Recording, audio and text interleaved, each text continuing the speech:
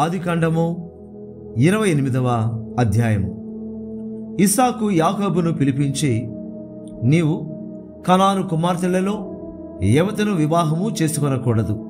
నీవు లేచి పద్దనరాములో నున్న నీ తల్లికి తండ్రి అయిన బెతూయేలు ఇంటికి వెళ్ళి అక్కడ నీ తల్లి సహోదరుడగు లాబాను కుమార్తెలలో ఒకదానిని వివాహము చేసుకొనుమని ఇతనికి ఆజ్ఞాపించి, సర్వశక్తిగల దేవుడు నిన్ను ఆశీర్వదించి నీవు అనేక జన్మలగునట్లు నీకు సంతానాభివృద్ధి కలుగజేసి నిన్ను విస్తరింపజేసి నీవు పరవాసివైన దేశమును అనగా దేవుడు అబ్రహామునకిచ్చిన దేశమును నీవు స్వాస్థ్యముగా చేసుకున్నట్లు ఆయన నీకు అనగా నీకును నీతో కూడా నీ సంతానమునకును అబ్రహామునకు అనుగ్రహించిన ఆశీర్వాదమును దయచేయునుగాక అని అతని దీవించి యాకోబును పంపివేశాను. అతడు పద్దనరాములో నున్న సిరియా వడగు బెతూయేలు కుమారుడును యాకోబు ఏషవల తల్లియగు రిబ్కా సహోదరుడునైన లాబాను నద్దకు వెళ్ళాను. ఇస్సాకు యాకోబును దీవించి పద్దనరాములో పెండ్లి చేసుకుని వచ్చుటకై అతని అక్కడికి పంపిననియు, అతని దీవించినప్పుడు నీవు కనాను దేశపు కుమార్తెలలో ఎవరిని పెండ్లి చేసుకొనవద్దని అతనికి ఆజ్ఞాపించిననియు, యాకోబు తన తల్లిదండ్రుల మాట విని పద్దనరామునకు వెళ్ళిపోయిననియు ఏశావు తెలుసుకున్నప్పుడు, ఇదిగాక కనాను కుమార్తెలు తన తండ్రి అయిన ఇస్సాకునకును ఇష్టురాండ్రు కారని ఏశావునకు తెలిసినప్పుడు, ఏశావు ఇష్మాయేలు నద్దకు వెళ్ళి తనకున్న భార్యలుగాక అబ్రహాము కుమారుడైన ఇష్మాయేలు కుమార్తెయు నెబాయతు సహోదరియునైన మహలతును కూడా పెండ్లి చేసుకొనెను. యాకోబు బెర్షెబా నుండి బయలుదేరి హారాను వైపు వెళ్ళుచు ఒకచోట చేరి ప్రొద్దు గురింకినందున అక్కడ ఆ రాత్రి నిలిచిపోయి ఆ చోటి రాళ్లలో ఒకటి తీసుకొని తనకు తలగడగా చేసుకొని అక్కడ పండుకొనేను. అప్పుడతడు ఒక కల కనేను. అందులో ఒక నిచ్చెన భూమి మీద నిలబడి ఉండెను. దాని కొన ఆకాశమునంటెను. దాని మీద దేవుని దూతలు ఎక్కుచూ దిగుచూ నుండిరి. మరియు యెహోవా దానికి పైగా నిలిచి, నేను నీ తండ్రి అయిన అబ్రహాము దేవుడను ఇస్సాకు దేవుడనైన యెహోవాను, నీవు పండుకొని ఉన్న ఈ భూమిని నీకును నీ సంతానమునకును ఇచ్చెదను. నీ సంతానము భూమి మీద లెక్కకు ఇసుక రేణువుల వలెనగును. నీవు పడమటి తట్టును, తూర్పు తట్టును, ఉత్తరపు తట్టును, దక్షిణపు తట్టును వ్యాపించదవు. భూమి యొక్క వంశములన్నీ నీ మూలముగాను నీ సంతానము మూలముగాను ఆశీర్వదింపబడను. ఇదిగో, నేను నీకు తోడై ఉండి నీవు వెళ్ళు ప్రతి స్థలమందు నిన్ను కాపాడుచు ఈ దేశమునకు నిన్ను మరలా రప్పించెదను. నేను నీతో చెప్పినది నెరవేర్చు వరకు నిన్ను విడువనని చెప్పగా, యాకోబు నిద్ర తెలిసి నిశ్చయముగా యెహోవా ఈ స్థలమందున్నాడు, అది నాకు తెలియకపోయిననుకొని భయపడి, ఈ స్థలము ఎంతో భయంకరం, ఇది దేవుని మందిరమే గాని వేరొకటి కాదు, పరలోకపు గవిని ఇదే అనుకొనేను. తెల్లవారినప్పుడు యాకోబు లేచి తాను తలగడగా చేసుకొనిన రాయి తీసి దానిని స్తంభముగా నిలిపి దాని కొన మీద నూనె పోసెను. మరియు అతడు ఆ స్థలమునకు బేతేలను పేరు పెట్టెను. అయితే మొదట ఆ ఊరి పేరు లూజు. అప్పుడు యాకోబు, నేను తిరిగి నా తండ్రి ఇంటికి క్షేమముగా వచ్చినట్లు దేవుడు నాకు తోడై ఉండి నేను వెళుచున్న మార్గములో నన్ను కాపాడి తినుటకు ఆహారమును ధరించుకొనుటకు వస్త్రములను నాకు దయచేసిన ఎడల యెహోవా నాకు దేవుడైయుండును. మరియు స్తంభముగా నేను నిలిపిన ఈ రాయి దేవుని మందిరమగును. మరియు నీవు నాకిచ్చు యావత్తులో 10వ వంతు నిశ్చయముగా నీకు చెల్లించేదనని మ్రొక్కుకొనెను. ఆదికాండము 29వ అధ్యాయము. యాకోబు బయలుదేరి తూర్పు జనుల దేశమునకు వెళ్ళెను. అతడు చూచినప్పుడు పొలములో ఒక బావి కనబడెను. అక్కడ బావి యొద్ద గొర్రెల మందలు 3 పండుకొని ఉండెను. కాపరు మందలకు ఆ బావి నీళ్లు పెట్టుదురు. ఒక పెద్ద రాయి ఆ బావి మీద మూత వేసి ఉండెను. అక్కడికి మందలన్నీ కూడి వచ్చినప్పుడు బావి మీద నుండి ఆ రాతిని పొర్లించి గొర్రెలకు నీళ్లు పెట్టి తిరిగి బావి మీద రాతిని దాని చోట నుంచుదురు. యాకోబు వారిని చూచి, అన్నలారా, మీరెక్కడి వారని అడుగగా వారు, మేము హారాను వారమనిరి. అతడు, నాహోరు కుమారుడగు లాబానును మీరు ఎరుగుదురా అని వారిని అడుగగా వారు ఎరుగుదుమనిరి. మరియు అతడు క్షేమముగా ఉన్నాడా అని అడుగగా వారు క్షేమముగానే ఉన్నాడు. ఇదిగో అతని కుమార్తె అయిన రాహేలు గొర్రెల వెంట వచ్చుచున్నదని చెప్పిరి. అతడు, ఇదిగో ఇంకా చాలా ప్రొద్దువున్నది, పశువులను పోగు చేయు వేళ కాలేదు, గొర్రెలకు నీళ్లు పెట్టి పోయి వాటిని మేపుడని చెప్పగా వారు, మందలని పోగు కాకమునుపు అది మా వలన కాదు, తరువాత బావి మీద నుండి రాయి పొర్లించుదురు, అప్పుడే మేము గొర్రెలకు నీళ్లు పెట్టుదుమనిరి. అతడు వారితో ఇంకా మాట్లాడుచుండగా రాహేలు తన తండ్రి గొర్రెల మందను తోలుకొని వచ్చాను. ఆమె వాటిని మేపునది.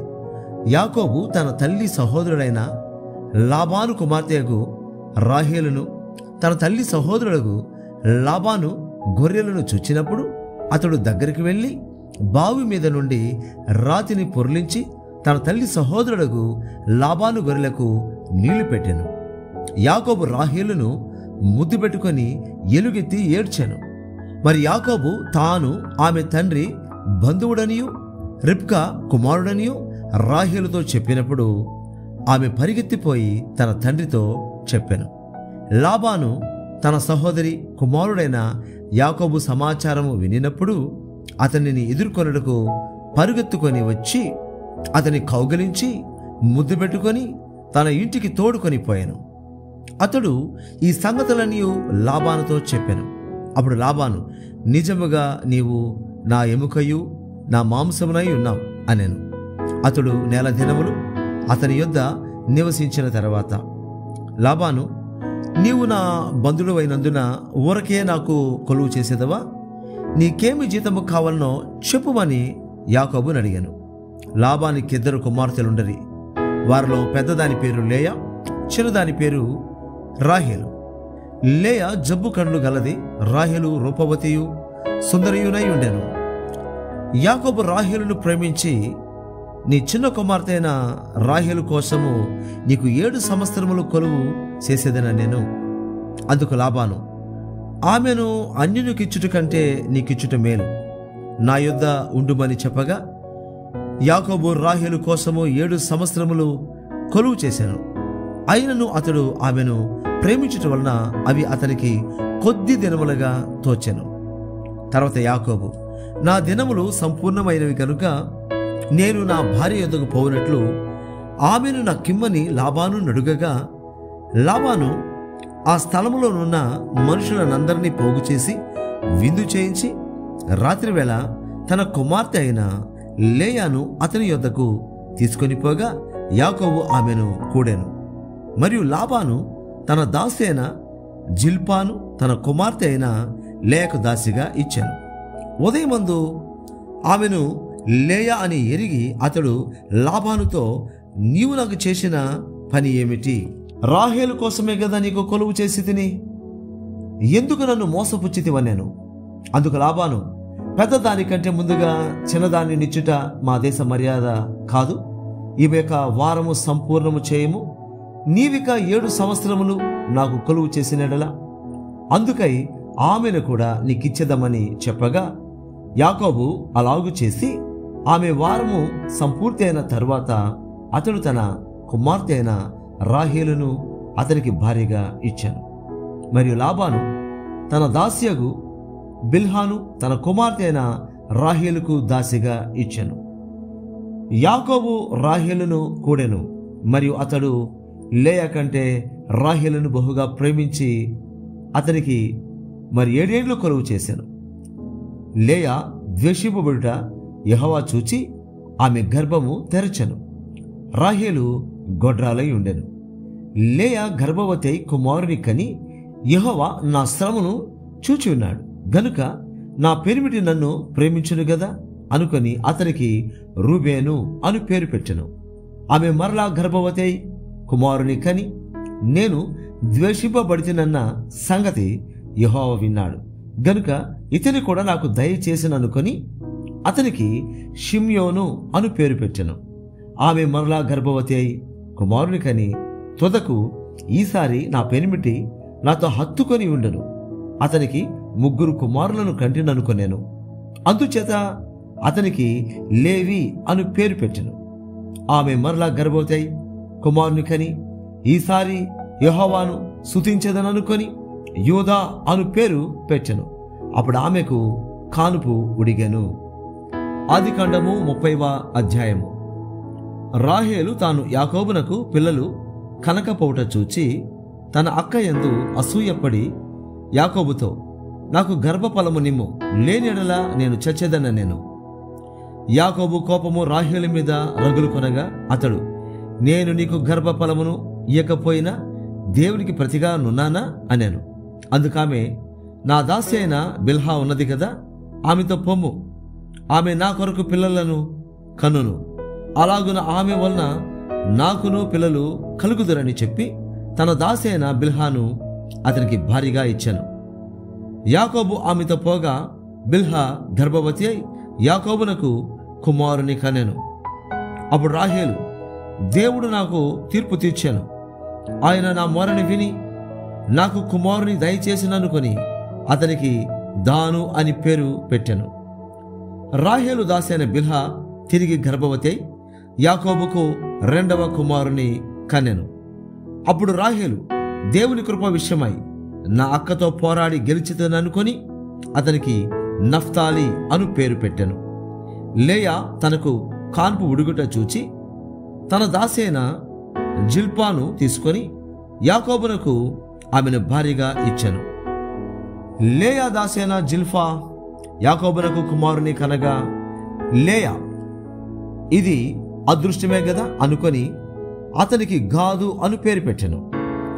లేయా దాసైన జిల్పా యాకోబునకు 2వ కుమారుని కనగా లేయా నేను భాగ్యవంతురాలను, స్త్రీలు నన్ను భాగ్యవతి అందురు గదా అని అతనికి ఆషేరు అను పేరు పెట్టెను.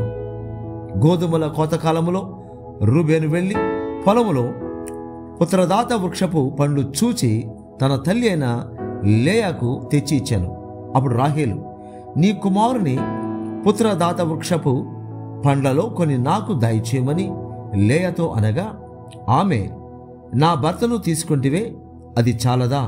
ఇప్పుడు నా కుమారుని పుత్రదాత వృక్షపు పండ్లను తీసుకొందువా అని చెప్పాను.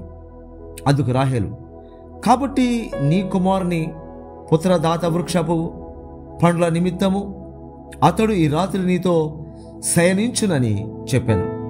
సాయంకాలమందు యాకోబు పొలము నుండి వచ్చినప్పుడు లేయా అతనిని ఎదుర్కొనబోయి నీవు నా ఎదుకు రావలెను, నా కుమారుని పుత్రదాత వృక్షపు పండ్లతో నిన్ను కొంటినని చెప్పాను.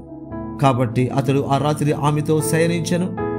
దేవుడు లేయా మనవి వినెను గనుక ఆమె గర్భవతి అయి యాకోబునకు 5వ కుమారుని కనెను. లేయా నేను నా పెనిమిటికి నా దాసి నిచ్చినందున దేవుడు నాకు ప్రతిఫలము దయచేసిననుకొని అతనికి ఇస్సాకారు అను పేరు పెట్టెను. లేయా మరలా గర్భవతి అయి యాకోబునకు 6వ కుమారుని కనెను. అప్పుడు లేయా దేవుడు మంచి బహుమతి నాకు దయచేశాను, నా పెనిమిటికి 6 కుమారులను కనియున్నాను గనుక అతడికను నాతో కాపురము చేయుననుకొని అతనికి జెబూలూను అను పేరు పెట్టెను. ఆ తర్వాత ఆమె కుమార్తెను కని ఆమెకు దీనా అను పేరు పెట్టెను. దేవుడు రాహేలును జ్ఞాపకం చేసుకొని ఆమె మనవి విని ఆమె గర్భము తెరిచెను. అప్పుడు ఆమె గర్భవతి అయి కుమారుని కని దేవుడు నా నింద తొలగించెననుకొనెను. మరియు ఆమె యెహోవా మరొక కుమారుని నాకు దయచేనుగాక అనుకొని అతనికి యోసేపు అను పేరు పెట్టెను.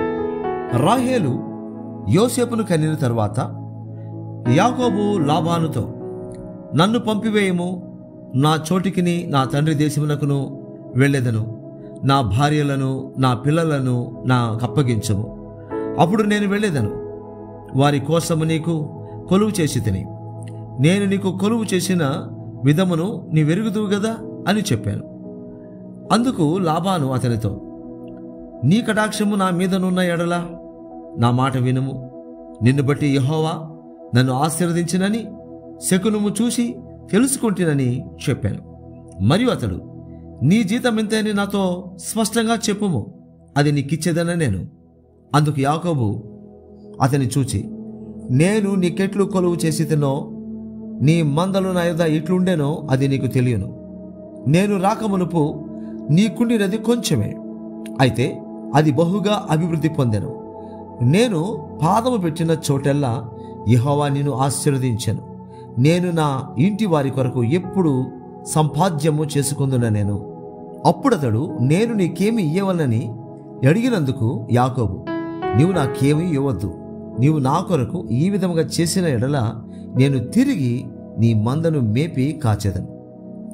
నేడు నేను నీ మంద అంతటిలో నడిచి చూచి పొడలైనను మచ్చలైనను గల ప్రతి గొర్రెను, గొర్రె పిల్లలలో నల్లని ప్రతి దానిని, మేకలలో మచ్చలైనను పొడలైనను గలవాటిని వేరుపరచెదను. అట్టివి నాకు జీతమగను. ఇక మీదట నాకు రావలసిన జీతమును గూర్చి నీవు చూడవచ్చినప్పుడు నా న్యాయ ప్రవర్తనయే నాకు సాక్ష్యమగును. మేకలలో పొడలైనను మచ్చలైనను లేనివన్నీ, గొర్రె పిల్లలలో నలుపు లేనివన్నీ నా యొద్దనున్న ఎడల నేను దొంగిలి తినని చెప్పవచ్చున నేను. అందుకు లాబాను, మంచిది, నీ మాట చొప్పుననే కానిమ్మ నేను. ఆ దినమున లాబాను చారైనను మచ్చైనను గల మేకపోతులను, పొడలైనను మచ్చలైనను గల పెంటి మేకలన్నిటినీ, కొంచెము తెలుపుగల ప్రతి దానిని, గొర్రె పిల్లలలో నల్లవాటినన్నిటినీ వేరు చేసి తన కుమారుల చేతికి అప్పగించారు. తనకును యాకోబునకును మధ్య 3 దినముల ప్రయాణమంతా దూరము పెట్టెను. లాబానొక మిగిలిన మందను యాకోబు మేపుచుండెను. యాకోబు చినారు జంగిపాలు అను చెట్ల చువ్వలను తీసుకొని ఆ చువ్వలలో తెల్లచారులు కనబడినట్లు అక్కడక్కడ వాటి తొక్కలు ఒలిచి, మందలు నీళ్లు త్రాగ వచ్చినప్పుడు అవి చూలు కట్టుటకు అతడు తాను ఒలిచిన చువ్వలను మందలు త్రాగుటకు వచ్చు కాలువలలోనూ నీళ్ల గాళ్లలోనూ వాటి ఎదుట పెట్టగా, మందలు ఆ చువ్వల ఎదుట చూలు కట్టి చారలైనను పొడలైనను మచ్చలైనను గల పిల్లలను ఈనెను. యాకోబు గొర్రె పిల్లలను వేరు చేసి చారల గల వాటి తట్టును, లాబాను మందలలో నల్లని వాటి తట్టును మందల ముఖములు త్రిప్పి తన మందలను లాబాను మందలతో నుంచగా వాటిని వేరుగా ఉంచెను. మందలో బలమైనవి చూలు కట్టినప్పుడెల్లను అవి ఆ చువ్వల ఎదుట చూలు కట్టునట్లు యాకోబు మంద కన్నుల ఎదుట కాలువలలో ఆ చువ్వలు పెట్టెను. మంద బలహీనమైనప్పుడు పెట్టలేదు. అట్లు బలహీనమైనవి లాబానుకును బలమైనవి యాకోబునకును వచ్చెను. ఆ ప్రకారము ఆ మనుషుడు అత్యధికంగా అభివృద్ధి పొంది విస్తారమైన మందలు, దాసీలు, దాసులు, ఒంటెలు, గాడిదలు గలవాడాయెను.